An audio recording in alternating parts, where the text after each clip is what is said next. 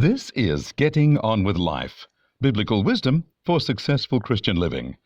And this title is Ignorant and Arrogant. There's a joke about a person who complains, "Someone said I'm ignorant and arrogant. I haven't a clue what they mean, and I don't care." It's a strange struggle we have in life to step outside our ignorance. I guess it harks back to something I often reflect on, that our own way seems right to us, no matter how destructive it might be. Proverbs 14:12 tells us, "There is a way that seems right to a man, but the end thereof are the ways of death." Even when we are challenged to think about what we do and why we do it, we seem to run out of energy for the challenge and revert to the same old we've stuck with over time. I am by no means an innovator, and I'm not what is called an early adopter, so I can't hold myself up as an example. Yet thanks to God, I have learned a few things about breaking old mindsets and old patterns. I recall my son Daniel, in his teenage years, coming up with the insight that unusual or novel foods don't taste strange, but taste the way they are meant to taste. We might say they taste strange, but what we mean is the taste is new and foreign to us.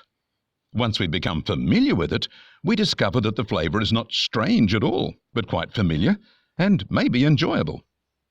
The idea that something is strange is us revealing that we are ignorant. Not necessarily in the worst sense of that word, but we have not become exposed to and knowledgeable about something that is quite within the range of experience of maybe millions of people. Growing up in Australia in the 1950s and 60s, many families had a limited range of foods in their diet, inherited from a British cultural background. We ate certain foods regularly, and it seemed to us that we knew all about food. We knew what we knew quite well. We just didn't know what we didn't know. Over the years, through missionary families mostly, my mum was introduced to Italian food and some modified Asian flavors. When we were introduced to each new thing, there was an initial tendency to be wary of it, afraid it would taste unpleasant. Soon, often, the new flavor became a favorite. In the decades since then, with the influx of migrants from Asia and the Middle East, the average Aussie now enjoys a huge range of flavors and choices, which I never knew existed growing up. We didn't get to enjoy all the newness by sticking with what we knew. Our ignorance had to give way to exposure to new things. If we had dug our toes in and insisted that we knew all there was to know, then we would not only be ignorant, but also arrogant. Arrogance creates a closedness that robs us of openness to new things. The same proves true with spiritual truths and experiences.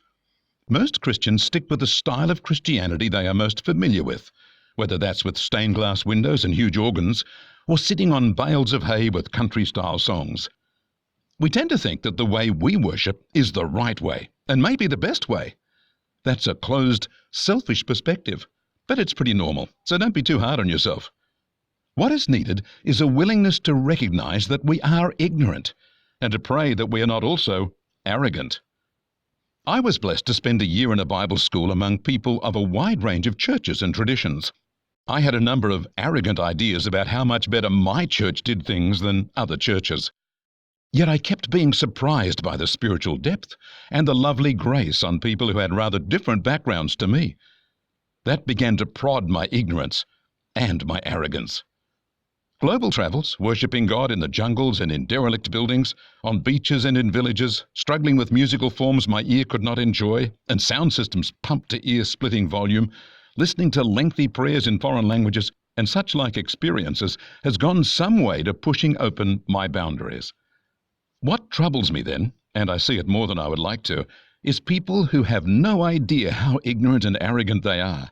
They are well-meaning people, and what they are doing is not wrong, but they are closed and limited. They don't know what they don't know, and they don't know what they are missing.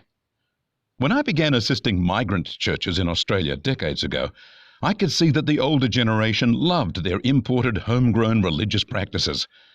I warned some that their youth would want something more reflective of the new culture they've come to. Some responded that there was no more precious way to worship God than the way they did back in their village or home country.